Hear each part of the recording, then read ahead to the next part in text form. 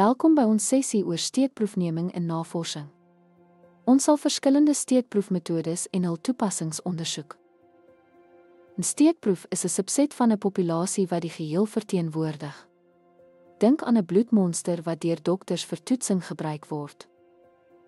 Navorsers moet dikwels die aantal toeganklike populasies verminder tot 'n hanteerbare grootte met behulp van 'n steekproefrekenaar. In kwantitatiewe navorsing, 'n verteenwoordigende steekproef is van kardinale belang. Dit moet deel kenmerke met die groter bevolking. Waarskynlikheidssteekproefneming verseker dat elke eenheid in die populasie 'n gelyke kans op seleksie het. Dit word in kwantitatiewe studies gebruik.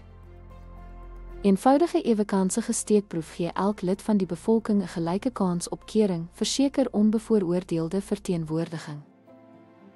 Sistematiese steekproefneming kies elke lid uit 'n lys, terwyl gestratifiseerde steekproefneming die populasie in strata verdeel. Multistadium tros steekproefneming verdeel die bevolking dan in trosse monsters binne daardie groepe vir doeltreffendheid.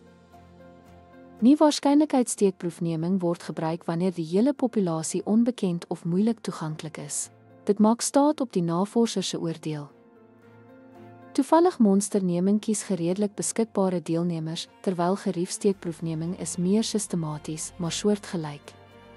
Doelgerigte steekproefneming kies deelnemers op grond van spesifieke kriteria om te verseker dat die steekproef aan navorsingsbehoeftes voldoen. Doelgerigte steekproefneming kies deelnemers op grond van spesifieke kriteria. Quota steekproefneming verseker dat spesifieke subgroepe in die steekproef verteenwoordig word. In sneeubalsteekproefneming, huidige deelnemers werf toekomstige deelnemers uit hul kennis en dan vrywillige steekproefneming, deelnemers self kies om by die studie aan te sluit. Ten slotte oorweeg begroting, tyd, hulpbronne, doel en fout toelaat wanneer 'n steekproefmetode gekies word. Dankie vir aansluit.